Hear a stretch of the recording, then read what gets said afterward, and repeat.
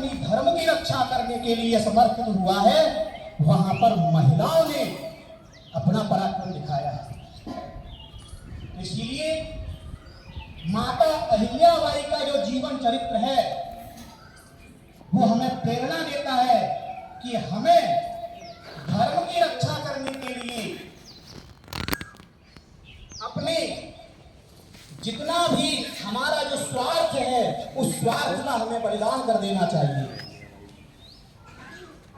अभी मैं पढ़ा रहा था, जितने भी हमारे पूर्वज हुए उन्होंने अपने लिए कुछ नहीं किया, अपने भारत देश की संस्कृति और धर्म की रक्षा करने के लिए यदि प्राणों की आहुति में यदि उन्हें देनी पड़ी तो वो पीछे नहीं हटे, लेकिन धर्म की रक्षा करने के लिए वो सबसे आगे आए और तत्पर रहे। माता अहिल्याबाई जिस समय थी ना, उस समय हमारे भारत में आक्रांताओं का इतना आक्रमण था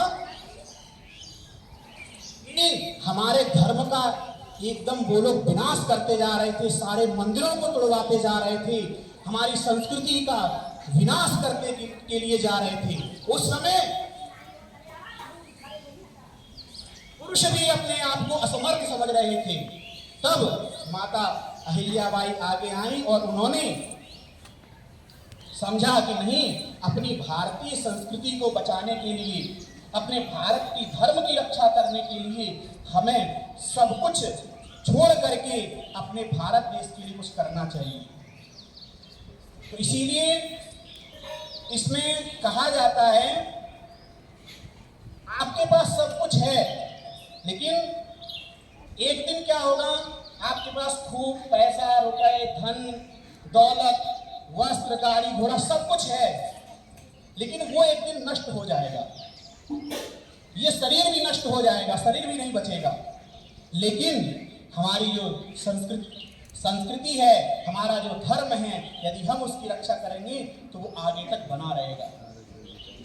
वर्तमान में भी माता अहिल्याबाई की सीख को समझ करके हमें सारे भेदभावों को त्याग करके हमें एकजुट होना है। वर्तमान में भी बहुत भयानक स्थिति है। आप देख रहे हैं पहलगांव में क्या हुआ, बताइए। हिंदू धर्म पूछ करके जो है गोली मारी गई। तो हमें ये सब देखना है और जानना और एकजुट होना है। जो ऐसे दुष्ट आक्रांता हैं, जो आतंकवादी हैं, उनको सबक सिखाने के लिए हमको अपने धर्म की रक्षा करना बहुत जरूरी है। जैसे भी हो सके, हमारी जितनी भी सामर्थ्य है, कभी भी धर्म की बुराई न करें। हमारा जो हिंदू धर्म है, हमारा जो भारतीय धर्म है, उस पर आप गर्व करें, उसके प्रति आप जितना हो सके ज्ञान विज्ञान उसको पढ़ें लिखें। आजकल क्या है, उसके बारे में किसी को जानकारी नहीं है। कहा जाता है धर्मेण हीना पशुभिः समानः। धर्म से हीन जो व्यक्ति होता है वो पशु के समान होता है। क्यों? खाना पीना सोना बच्चे पैदा करना और एक दिन मर जाना, ये तो पशु भी करते हैं, फिर मनुष्य विशेष कैसे है?